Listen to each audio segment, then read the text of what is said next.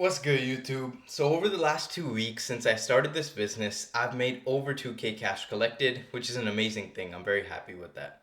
So for those of y'all that don't know, my name is Arav, and over the last 2 weeks, I started a content agency business which offers both long form and short form content to coaches, consultants, and other agencies.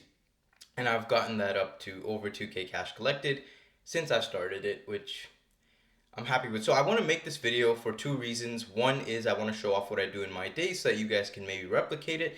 And two is so that I can really paint the picture of what it's like to grow something, regardless of whether that's a business or if you're trying to make some fast, big changes in your life. Because I think that's something that's very forgotten. So last week, I read a statistic on Forbes, which was that over 50% of small businesses fail within their first year due to insufficient mental effort and lack of investment of like hard work and labor.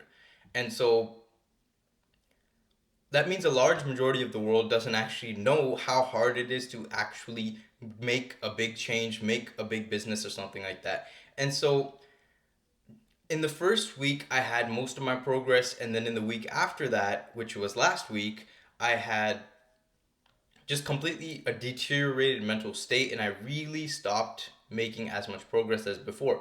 So all this, whatever cash collected, whatever results, outcomes, is really, it didn't just happen out of thin air. I had zero social media following, and it took 15 to 17 hours every single day, just putting in hard work, grinding in the first week to actually get to where I was. And then the second week, something strange happened. I started brain rotting myself with a whole lot of short form content, which was mainly kids looking as if they spawned in with a whole lot of money.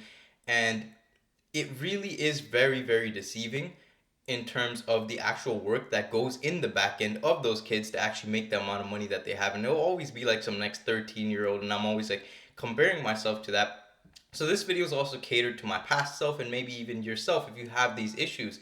And so I've been doing a lot of normal stuff, which is like attending summer school, going to attending an internship, and then helping my family and friends out with like random things. And then in comes the claim and this belief that, oh, I'm gonna scale my business up, which I just started, to like over 50K gross profit 3 months, whatever.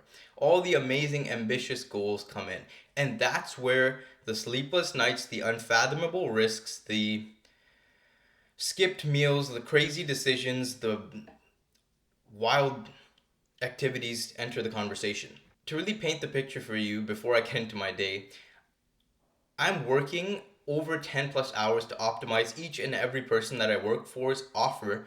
And this is what shocks the hell out of most people. The offer that I ran when I really first decided that I want to start this business was like, I want to grow really fast. So I'll work with you for free for 3 months. And by the way, this offer doesn't exactly exist the same way anymore.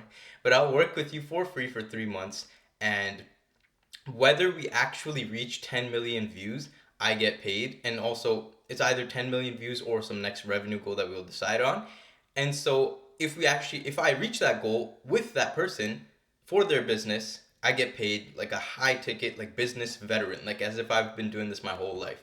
But if we don't actually get there, then I don't get paid at all. And that was a reality that I was completely happy with. But if you yourself were trying to take such a risk or have such ambitious decisions that you want to take in your life, and personally for me, I went and told my family these things, or some of the relatives, close people that I had, and what they saw was 3 months going absolutely down the drain. But you as the entrepreneur has to look at things from the optimistic side. And so what I saw was 3 months of two things. One, building a very beautiful case study, which is if you don't have results in 3 months for working for someone, you need to reevaluate like everything you're doing. So, beautiful case study. Second thing, you build a beautiful relationship because change is very, very painful. And so we see guys time and time again, like Charlie Morgan, who have built their entire brand around perceiving and understanding how difficult it is to actually make change in the real world. And so that's something that a lot of people have forgotten nowadays. And once you go through that change and go through literal hell with the person who you're trying to grow alongside the person whose business you're trying to grow. Like you're a consultant or a coach or something and you're trying to help someone's business out, and you go through absolute hell together, that results in a friendship. So you get two things after running a crazy offer if you ever decide on doing something like this. You get a beautiful friendship and you get a great case study, even if you don't actually get the money goals, all that other stuff. And so the main reason why, and I'll get to my day in 1 second, the main reason why most service sellers never actually get to where they want to go, which is like the 100K months, the gajillion dollars that we be seeing online, is because they never look back at what they're doing and actually take the time to make a good product. And the way I define what a good product is, it is a set of tangibles that you offer to the person that you work for. And by tangibles, I mean you need to have outreach scripts, DM scripts. Even though I'm only offering long form and short form content, everyone, I need to understand, and you need to understand as well, for whatever service you're offering for your niche, how to optimize their offer, how to position and automate their delivery and fulfillment, how to client acquisition, dial that in. You need to know how to perfect that for them, both inbound and outbound. And the reason behind all those things is because, let's say I was just like an editor. And no hate to editors, but editors can't charge the most highest ticket thing in the world. And even though I'm only a content agency, I can directly make you money, which would in turn allow me to ask you for money as well, which is like the logical way of looking at things. So you can't be basing everything on a very, very small set of skills. And instead, you need to actually have a holistic understanding of whatever business you're trying to help so that you can actually do that in the best possible way. So getting into my day right here. I wake up and I go on a run, about 2.5 miles, and then I do a workout. And the reason why I do that is because it just helps me stay very, very present, even when I'm talking like this, no script, no nothing. And it's beautiful. I like it. This is what my day looks like. If you can see this, the camera's focusing. This right here is what my day looks like. So I'm gonna run you through this step by step. So the first thing, client onboarding process. So record a video for that. I did that yesterday actually, ahead of schedule. And then also timeline. So timeline in terms of the deliverables that I'm actually going to be providing, because like when you first onboard someone or start working with someone, you need to show them a timeline, right? So I just took care of that. Next thing, fixed payment structure. People were asking me for 60 shorts and other people were asking me for 30 shorts, and I would charge them, or like pieces of short form content, I would charge them the exact same thing. And the reason behind that was because I didn't even have a product to sell.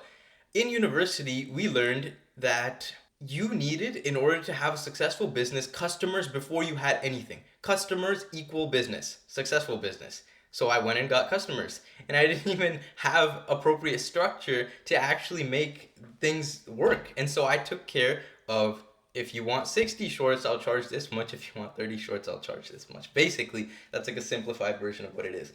Next thing was back-end content automation, which is everything from research, editing, to recording, scripting, posting, all that stuff. When it comes to actually creating content, it has to be completely automated and dialed in with like the latest infrastructures, the latest like deep fake automation startups. I just like keeping up with that stuff, because if you don't keep up with that, and that change still is painful, then the latest like ways to prompt engineer, like come up with prompts for ChatGPT and stuff like that, will really set you back a lot when it comes to automating fulfillment, when it comes to like content. Like you're gonna get set back if you don't understand, even regardless of what niche you're in. You always need to understand the latest, up to date, whatever's going on. Like you always need to know it so that you can deliver your service in the best possible manner.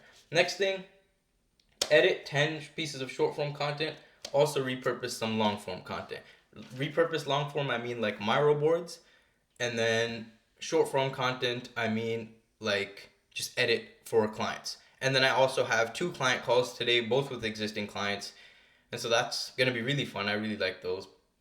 And so the reasoning behind repurposing the miro boards, which are from my previous YouTube videos, is because they're very popular on the short form side right now, in terms of like you see guys like Nick Setting and like 100 other people using these Miro boards in order to actually make content. The reason that works so well is because they have captions, they have visuals, they have music, and they also have the face, so people can actually see all these different aspects, which retains their attention. And so that's going to be very, very great, and I'm going to be dropping a video on that soon in terms of the strategy that I'm going to use to blow up essentially very, very fast as possible. I had these thoughts when, like last week as well, that I would make rash decisions. It's very tempting to like rent cars and do crazy things and end up like the entrepreneurial figure that you see in like Dubai, the copy paste Iman Gachi, the Laura Piana shirts, the day dates, the that whole image.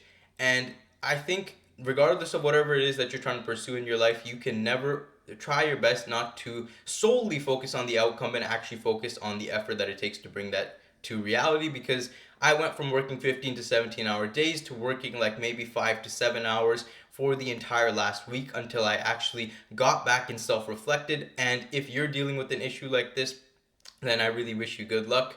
And if you're ever trying to do something great with your life and you have ambitious goals or whatever, I really, really wish you good luck and hope that you're actually able to achieve that. And if anything that you're doing requires any marketing solutions or you want to get your name out there, you can just hit me up on Instagram and I'll provide you my service completely free until we actually end up closing a client for you. Shameless plug, to see if it actually, we can just test out if it actually works for you, and then you can actually make the decision of whether you actually want to continue with it. And so with that being said, good luck on your journey and thank you for watching.